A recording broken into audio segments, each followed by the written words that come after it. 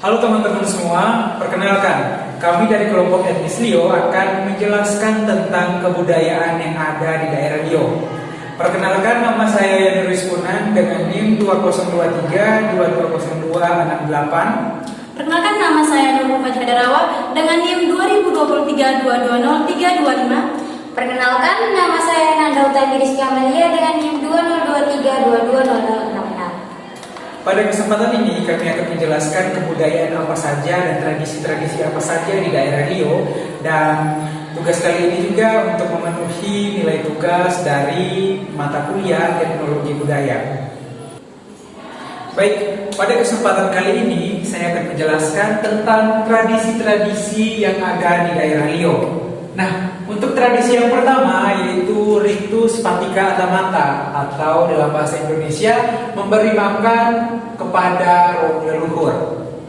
Nah, ritus ini merupakan sebuah tradisi memberi makan kepada leluhur dan nenek moyang yang telah meninggal. Ritus Patika Atamata dibuat oleh masyarakat suku Lio untuk menghormati dan memohonkan berkat dari leluhur dan nenek moyang.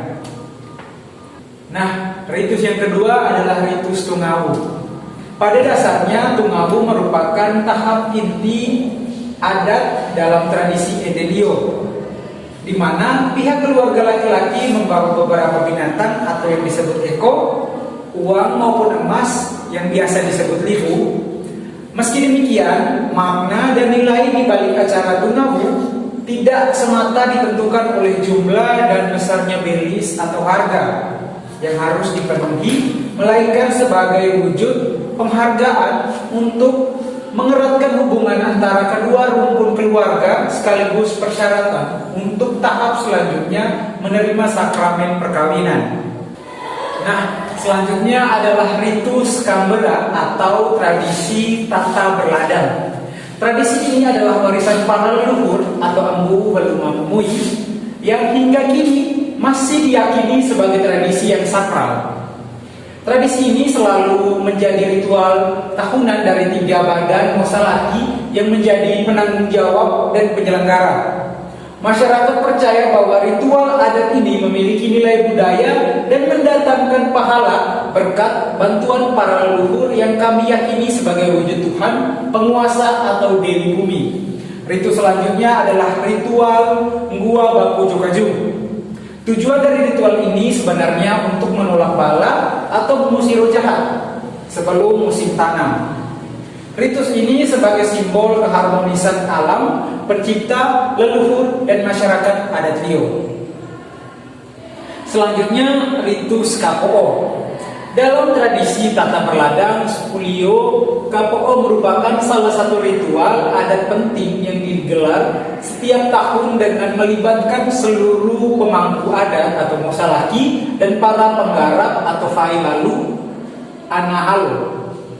Kapo'o merupakan ritual adat yang ditandai dengan upacara pemasak nasi dalam bambu oleh para ibu dan makan bersama seluruh Mosalaki dan penggarap. Acara ini mewajibkan semua penggarap dan Mosalaki untuk makan dari hasil arepo'o atau masakan yang dibakar dalam bambu. Nah, selanjutnya adalah kesenian dari daerah Lio. Yang pertama, alat musik. Gong memiliki bentuk cembung di bagian atas dengan ukuran lebih besar dan posisinya digantung, tidak diletakkan pada lapisan tertentu. Menyerupai bentuk piring besar, gong tersebut dari lemburan logam seperti perunggu, tembaga untuk menghasilkan suara yang khas. Fungsi dari gong adalah dimainkan sebagai bagian upacara adat. Selain dikenal sebagai alat musik, tapi juga punya makna mendalam dalam budaya. Alat musik ini seringkali dianggap sebagai simbol pemilik pusaka keluarga atau harta berharga, makanya gong ini tidak bisa digunakan sembarangan. Selanjutnya adalah gendang. Gendang merupakan alat musik dengan jenis membranofon, artinya terbuat dari kulit, sedangkan tabungnya terbuat dari kayu.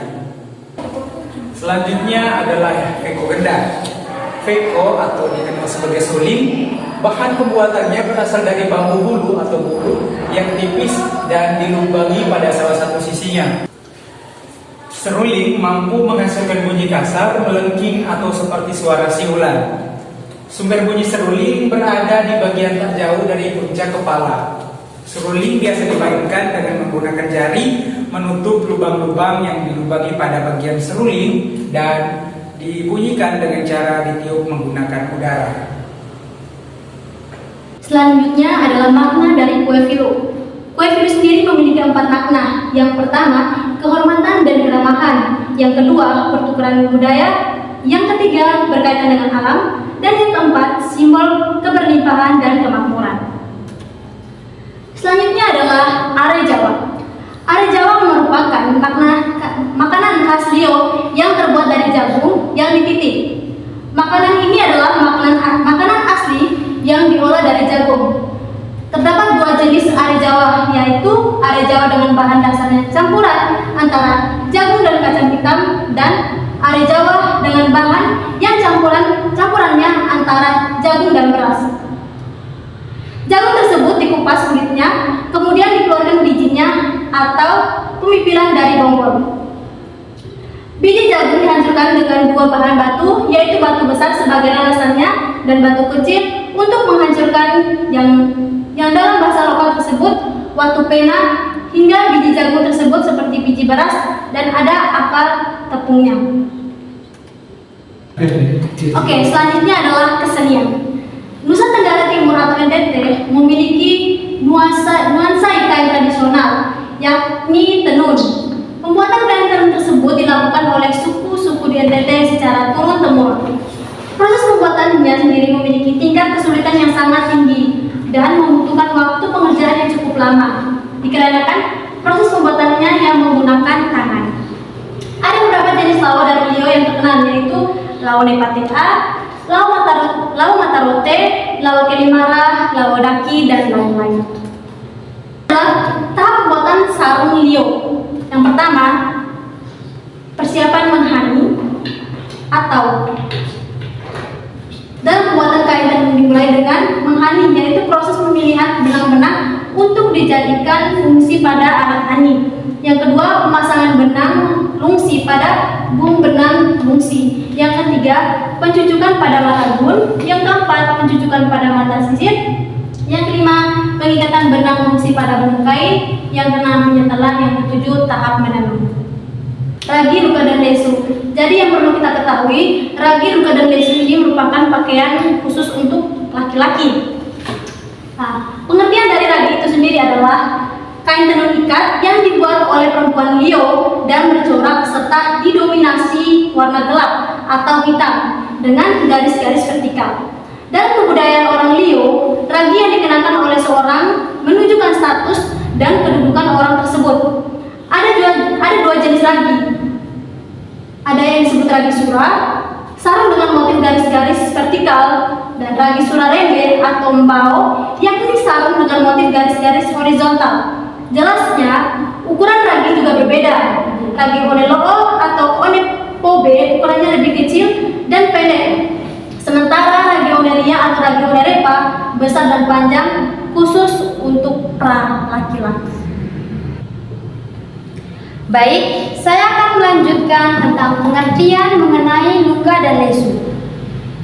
Luka berarti selendang. Luka bisa dikenakan menyilang baik di bahu kiri atau di bahu kanan atau digantung di leher. Bisa juga diikat di pinggang apabila tidak memakai baju. Luka merupakan hasil kerajinan ikat dan tenun. Luka biasanya digunakan untuk menari, sedangkan lesu dikenakan dengan cara diikat di kepala dan bukan terbuat dari tenun. Sebagai pelengkap baju adat, lesu biasanya diikat membentuk kerucut di kepala. Lesu hanya digunakan oleh orang-orang yang memiliki kuasa tertentu. Digunakan oleh orang-orang yang memiliki kuasa tertentu karena itu selain jadi simbol kekuasaan, juga lebih pada kepemimpin dan nilai kepemimpinan. Sebelum lesu dipakai, dilakukan ritual seperti engge ragi, podi lesu, ngembu atau bao luka sebagai simbol kesabaran. Ritual ini akan dilaksanakan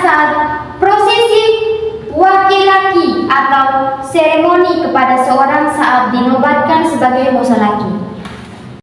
Selanjutnya adalah tarian adat. Yang pertama adalah gawi.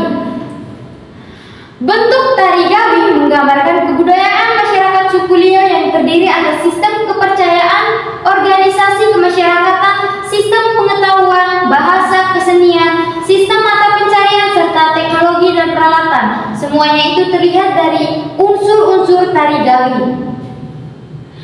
Tari gawi menunjukkan berbagai makna seperti makna religius, makna persatuan, makna kesetaraan gender, makna tanggung jawab, makna tata krama, dan makna identitas diri.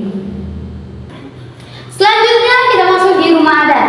Rumah adat Musalaki aslinya merupakan rumah adat dari masyarakat suku Liao karena nama Musalaki sendiri diambil dari kata dalam bahasa Edelio yaitu Musa yang berarti ketua dan Laki yang berarti adat, yang jika digabungkan artinya adalah ketua adat atau kepala suku. Jadi rumah Musalaki adalah rumah yang menjadi tempat tinggal bagi tertua atau kepala suku dalam masyarakat suku Edelio.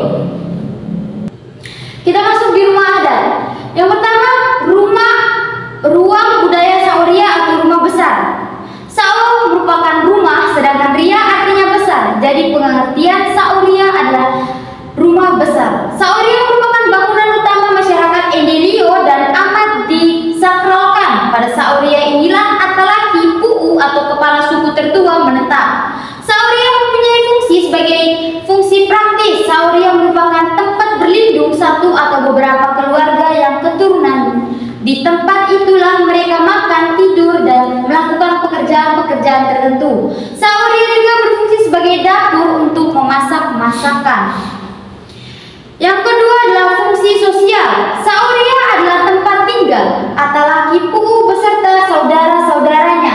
Ia adalah bapak dan ibu dari segenap suku, representan hidup dari nenek moyang.